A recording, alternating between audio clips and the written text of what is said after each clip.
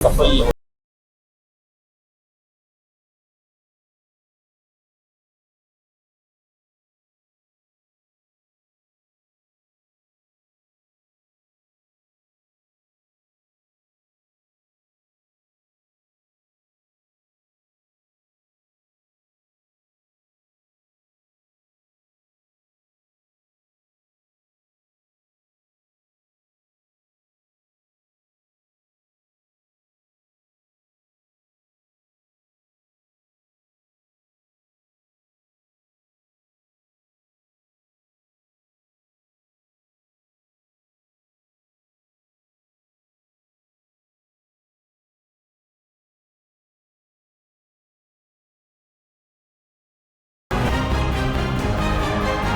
मैं बीजेपी का वक्त वो चले 3 बार लगातार तीसरी बार केंद्र में सरकार बनना 1962 के बाद ये छोटी बात है। कांग्रेस और आम आदमी पार्टी का गठबंधन नहीं हुआ, फायदा है या नुकसान? नहीं, अपनों से तो कभी लड़ाई होती नहीं है, अपने तो अपने ही होते हैं।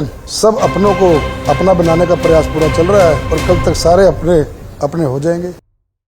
नमस्कार, आप देख रहे हैं डेली पोस्ट पंजाब हरियाणा हिमाचल। और विधानसभा चुनावों की बात करें तो प्रचार और प्रसार अपने जोरों पर है। ऐसे में हर एक सीट का अपना महत्व है और आज हम हैं करनाल में, यानी कि कर्ण की भूमि करनाल में। और इस वक्त अगर बात करें तो सीएम सिटी भी है और 10 सालों से हॉट सीट रही है।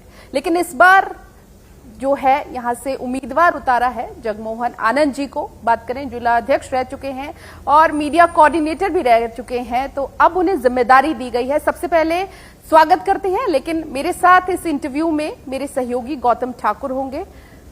सर, बहुत बहुत स्वागत है डेली पोस्ट पंजाब हरियाणा हिमाचल में। धन्यवाद आपका और आपका दानवी राजा कर्ण की धरती पर आगमन पर मैं पूरे जिले की तरफ से आपका स्वागत करता हूँ। बहुत बहुत शुक्रिया सर।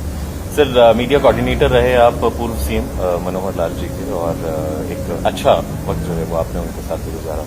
अभी आपको टिकट मिली, क्या लगता है कि बाहर वालों से लड़ाई बाद में होगी लेकिन अपनों से पहले लड़ना पड़ेगा? नहीं, अपनों से तो कभी लड़ाई होती नहीं है, अपने तो अपने ही होते हैं और सब अपनों को अपना बनाने का प्रयास पूरा चल रहा है और कल तक सारे अपने अपने हो जाएंगे। पर सफल होते हुए नजर नहीं आ रहे। हाईकमान भी पहुंचा। मैं बात कर रहा हूँ रेणु बालाजी, सीधे सीधे सवाल रहेंगे रेणु बालाजी। बिल्कुल सीधे, आप बिल्कुल सीधे और स्पष्ट दिए, क्योंकि मैं मीडिया के साथ बहुत ही मेरा जो है बड़े सौहार्दपूर्ण संबंध रहे और मैं स्पष्ट शब्दों में मीडिया से बात करने को ज्यादा महत्व देता हूँ। और जहां तक रेणु बाला गुप्ता जी का सवाल है, हमारी बहन है, उन्होंने आज सर्व समाज की बैठक बुला रखी है। और देखिए, जब कोई नेता होता है और 10 वर्षों तक वो मेयर के पद पर रही हैं, तो एक उनके अपना वोट बैंक हो जाता है, अपने समर्थक होते हैं जिनसे उनको फैसला लेना होता है, जिनसे बात करनी होती है, व्यक्तिगत फैसला नहीं लेते थे। 4-5 स्थानीय दावेदार थे टिकटों के और स्वाभाविक है, जब एक व्यक्ति को टिकट नहीं मिलनी एक है, उनमें से 4 को नहीं मिलती।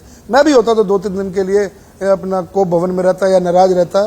स्वाभाविक है, मानव है, इंसान है, तो जो चीज अपने फितरत में है वो तो झलकती है। आनंद जी, ये कोप भवन नजर नहीं आता है। कोप भवन में तो हाईकमान गया, सैनी जी गए, सीएम मुख्यमंत्री गए, पूर्व मुख्यमंत्री अभी के कैबिनेट केंद्रीय मंत्री जो हैं वो भी गए उनसे मुलाकात करने, उन्हें मनाने। और अब मुझे लगता है आप भी गए होंगे।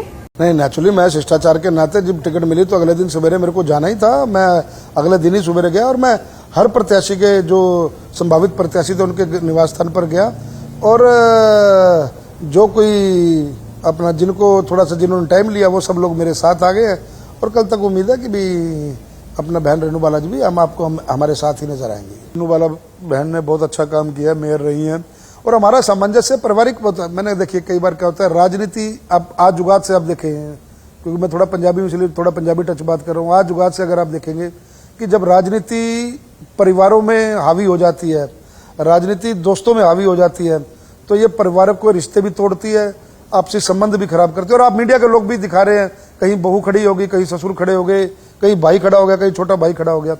लेकिन मैं उन संबंधों से ऊपर उठ करके मैंने हमेशा जो ऐसी दलगत राजनीति से ऊपर उठ करके मैंने काम किया।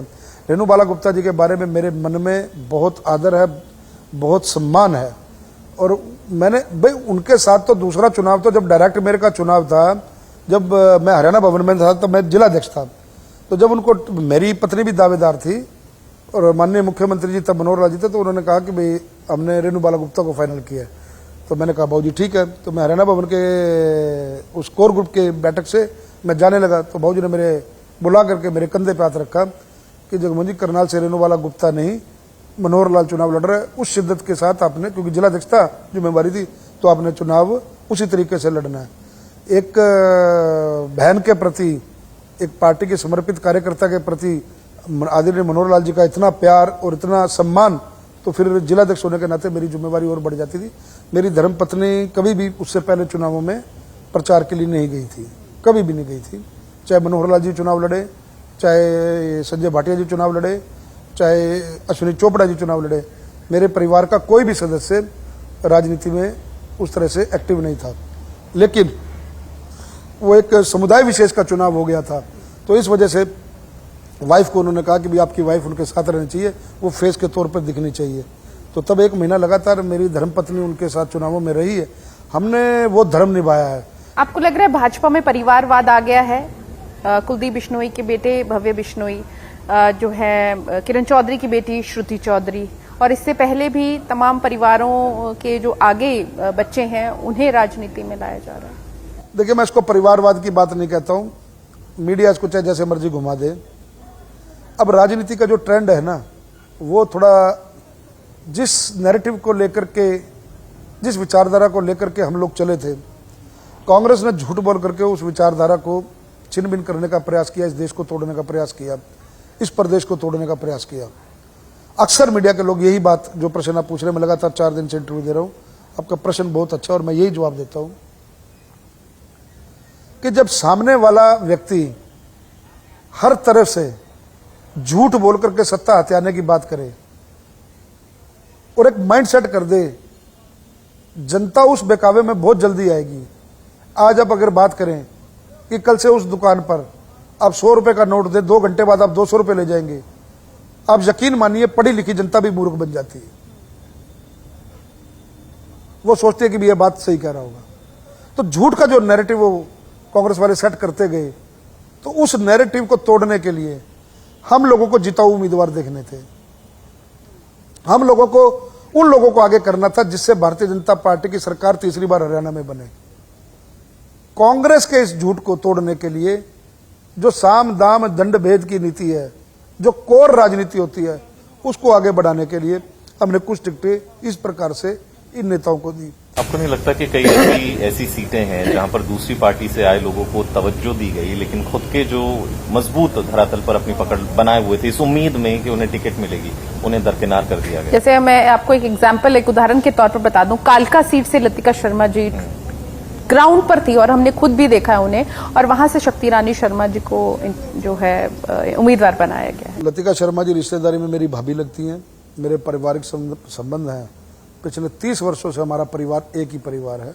कभी कुछ नहीं, देखिए मैंने क्या कहा, कभी कुछ नहीं, ये हर चीज का एक वक्त होता है। आप उनको कमी में के रूप में कहें, आप उनको कहें कि भाई एंटी इनकम्बेंसी कह लें, अब इन शब्दों का ये पर्यायवाची उच्चारण जो सा वो अलग अलग हो गया है। बीजेपी का वक्त हो गया? नहीं, मैं बीजेपी का वक्त क्यों, बीजेपी का वक्त वो चाहे 3 बार लगातार तीसरी बार केंद्र में सरकार बनना 1962 के बाद, ये छोटी बात है। देश का वो प्रधानमंत्री, लोग 240 और वो 99, 100 भी पूरी नहीं हुई, 3 अंकों। लेकिन वो एनडीए की सरकार कही जाती है। हाँ जी, एनडीए की सरकार समर्थन के साथ। समर्थन तो किसी का लेना पड़ेगा ना, समर्थन जब हमने कभी भी भाजपा की सरकार, बीजेपी लेगी अभी हरियाणा में समर्थन, जैसे पिछली बार लिया था। मेरी बात समझिए, ये राजनीति में कब क्या होगा, कल क्या होगा, भविष्य क्या होगा, ये कोई नहीं कह सकता। मुकाबला किससे है? मुकाबला तो अभी तो हमारा सीधा कांग्रेस से ही है, और किसी से हमारा कोई मुकाबला नहीं। कोई क्षेत्रीय दल का कोई वजूद ही नहीं है, तो अपना लड़े ना लड़े बराबर है। हमारा किसी से कोई मुकाबला नहीं है, क्योंकि हरियाणा में कांग्रेस ही एक राष्ट्रीय दल है, उनके साथ हमारा मुकाबला। कांग्रेस और आम आदमी पार्टी का गठबंधन नहीं हुआ, फायदा है या नुकसान? हम फायदा और नुकसान नहीं देखते। हमने अपना काम करना, हमने अपनी लकीर बड़ी करनी है। गठबंधन हो जाता तो भी हमने चुनाव उसी शिद्दत से लड़ना था, गठबंधन नहीं हुआ तब भी हम और शिद्दत से चुनाव लड़ रहे हैं। हम लोग, हमारे कार्यकर्ता चुनाव को चुनाव के तरीके से लड़ते हैं। भारतीय जनता पार्टी की एक ऐसी फौज है, ये कभी बैरकों में नहीं लौटती। चुनाव दर चुनाव, आज चुनाव खत्म होंगे, 10 दिन बाद हम लोग वही, हमारे पन्ना प्रमुख की प्रक्रिया चालू हो जाएगी, बूथ अध्यक्ष की प्रक्रिया चालू हो जाएगी, बूथ समितियों की प्रक्रिया चालू हो जाएगी। निरंतर हमारी जो एक पद्धति है चरेवेती चलते जाना, जीवन में चलते जाना, तो हमारा कार्यकर्ता समर्पण भाव से दिन रात पार्टी के लिए चलता रहता है। मोहन आनंद जी, किसानों के लिए एक आखिरी सवाल, किसानों के लिए कंगना का बयान, हरियाणा में आप लोगों के लिए गले की हड्डी बना पड़ा है? नहीं, मैं गले की हड्डी नहीं, मेरे को ये आपके कैमरे के सामने कहने की अतिशयोक्ति नहीं होगी कि कई बार भावनात्मक रूप से बयान मुंह से निकल जाते हैं, लेकिन ऐसे बयानों से जब वो राष्ट्रीय मुद्दा बना हो, चाहे कोई से कोई बड़ा नेता क्यों ना हो, जब आप एक फिल्म एक्टर हैं तो आप कोई भी बयान दें वो मायने नहीं रखता, लेकिन जब एक पार्टी की समर्पित आप एक सांसद हैं तो बयान का जुड़ना स्वाभाविक हो जाता है। आज मैं बतौर जगमोहनानंद कोई बयान दूं तो मेरे बयान के कोई मायने नहीं है, और बतौर प्रत्याशी के बयान दूं तो निश्चय ही वो बयान पार्टी के साथ कहीं ना कहीं कनेक्टिव हो जाता है। तो हम लोगों को जब हम सार्वजनिक जीवन में जाते हैं और एक पार्टी का पद और गरिमा हमारे साथ जुड़ी होती है, तो हमें बयानों को बड़े शालीनता के साथ और समझ के साथ, जब कोई मुद्दा राष्ट्रीय स्तर पर राष्ट्रीय नेता उनको देख रहे हो, उनको सुलझाने का प्रयास कर रहे हो, तो फिर हम लोगों को ऐसे बयानों से बचना चाहिए। मोहन आनंद जी हमारे साथ जुड़े और बहुत ही बेहतरीन तरीके से उन्होंने तमाम सवालों के जवाब दिए, बहुत शांतिपूर्ण तरीके से। तो मेरी सहयोगी और मुझे गौतम ठाकुर को दीजिए इजाजत। ये पड़ाव यहाँ खत्म नहीं है, अभी लंबा पड़ाव है, बहुत सारी जगह जाना है, लेकिन आप बने रहिए। Daily post Punjab Haryana.